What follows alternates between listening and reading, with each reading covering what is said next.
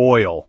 It's not just a fuel, it's the foundation of the modern world. It powers our cars, heats our homes, drives our industries. It shapes economies, decides wars, and influences global politics more than almost any other resource on Earth. But in the 1970s, the world was reminded of a painful truth. Whoever controls the oil controls the future, because in that decade, a crisis hit that changed everything. It emptied gas stations. It triggered recessions. It toppled governments. And it rewrote the balance of power between nations.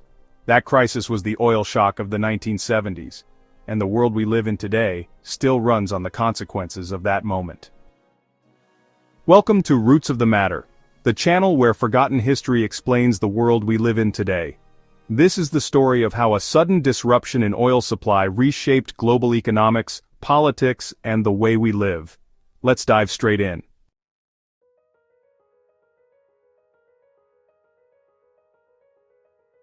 To understand the shock, we need to understand the world before it. For most of the 20th century, oil was cheap, plentiful, and dominated by Western companies. After World War II, the United States and its allies built their economies on abundant fossil fuel. Cars became symbols of freedom, suburbs expanded, highways connected cities, and industry boomed. A gallon of gasoline cost pennies. No one thought that could change. At the center of this system was a group known as the Seven Sisters, the Western oil giants like Exxon, Shell, and BP. They controlled exploration, pricing, and production across much of the Middle East. But beneath the surface, resentment was growing. Oil-rich countries saw Western companies extracting their wealth while they received only a fraction of the profits, and they were determined to change that.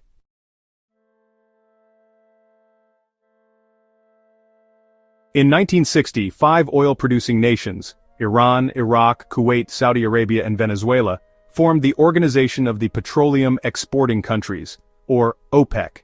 Their goal was simple but revolutionary: to coordinate oil production and pricing among producing nations and to reclaim control from foreign companies. OPEC started small, but as more nations joined, including Algeria, Nigeria, Libya, and the United Arab Emirates, it gained real influence. Still, for more than a decade, oil remained cheap. The West continued to consume without limits. And most people barely noticed OPEC's existence. That would change in 1973.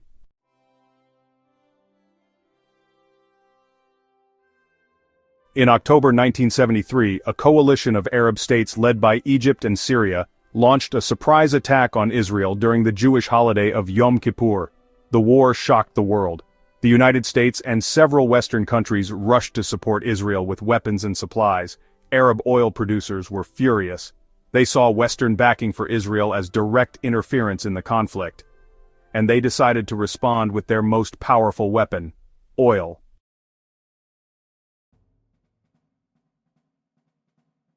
On October 17, 1973, OPEC's Arab members announced an oil embargo against the United States and other nations that supported Israel. They cut production, they halted shipments, and they declared that oil would be used as a political tool. The impact was immediate and dramatic. Oil prices quadrupled, rising from around $3 per barrel to nearly $12 in just a few months. For the first time in modern history, Western countries faced the reality of energy scarcity. The effects rippled across the globe. Gas stations ran dry. Long lines of cars stretched for miles waiting for limited fuel. In the U.S., drivers could only buy gasoline on certain days based on their license plate numbers. Factories slowed production, inflation soared, stock markets crashed. In many countries, the 1973 oil crisis triggered a deep economic recession. The era of cheap, abundant energy was over. And the shock wasn't just economic, it was psychological. For decades, the industrialized world had assumed oil would always be available. Suddenly, that illusion was shattered.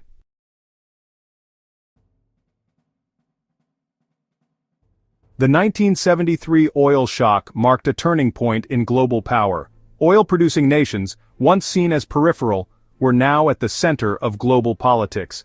Countries like Saudi Arabia, Kuwait, and the United Arab Emirates saw their revenues skyrocket. With that wealth came influence and leverage. For Western nations, it was a wake-up call. Energy security became a matter of national security. Governments scrambled to reduce dependence on foreign oil. New policies focused on conservation, efficiency, and alternative energy. The crisis also reshaped foreign policy. The U.S. deepened its involvement in the Middle East, forging alliances with key oil producers. Oil became not just an economic resource but a geopolitical weapon.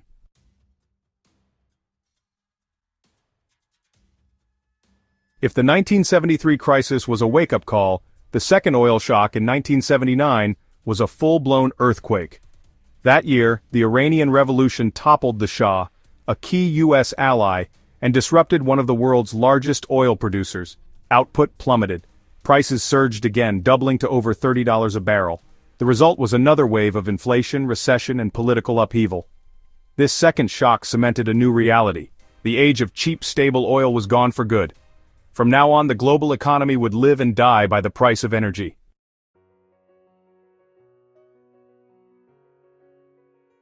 The oil shocks of the 1970s transformed the global economy. First, they shattered the long post-war boom. From the late 1940s to the early 1970s, Western economies enjoyed rapid growth, rising wages, and low inflation. The oil crises ended that era. Inflation soared while growth stagnated, a painful combination economists called stagflation. Interest rates rose, unemployment climbed, living standards fell. Second, the crises forced industries to adapt. Automakers shifted from massive gas guzzlers to smaller, fuel-efficient cars. Governments invested in nuclear, coal, and alternative energy. Energy conservation became a household word. Third, the shocks fueled political change. Economic pain undermined confidence in governments and institutions. It helped bring down leaders like U.S. President Jimmy Carter, and contributed to the rise of figures like Margaret Thatcher and Ronald Reagan, who promised a new economic direction.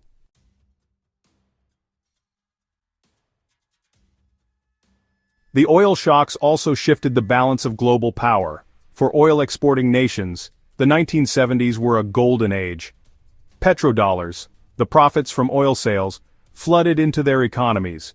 They built cities, infrastructure, and sovereign wealth funds that would shape global finance for decades. For the United States and Europe, the shocks exposed vulnerabilities. They showed that control over resources could no longer be taken for granted. This realization led to new alliances and new conflicts. U.S. relations with Saudi Arabia deepened. Western powers became more entangled in Middle Eastern politics, and oil's central role in global strategy became undeniable.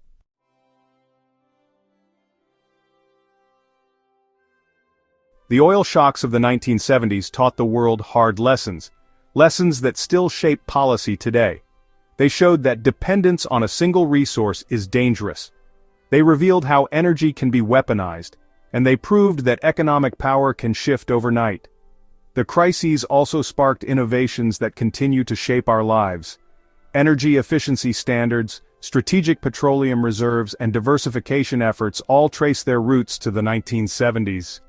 Even today, when new energy transitions dominate the conversation, the legacy of that era looms large.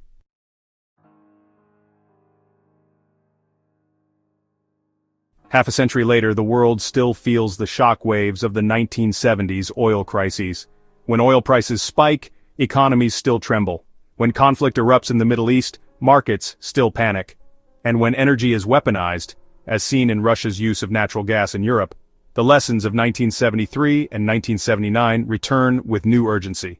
The oil shocks also left deeper, less visible legacies. They helped shape globalization, financial systems, and even climate politics. They forced nations to think about energy security in a way they never had before. And they proved that a single resource, invisible beneath the ground, could change the course of history.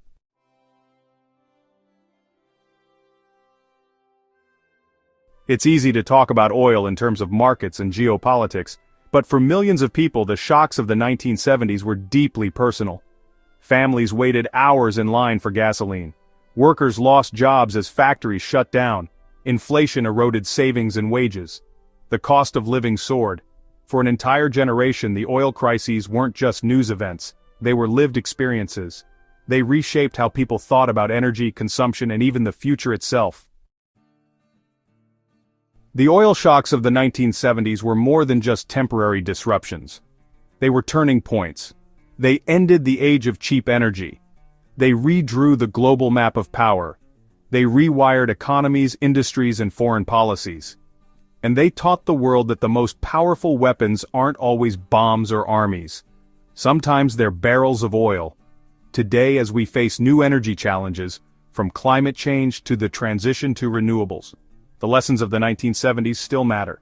They remind us that energy is never just about fuel.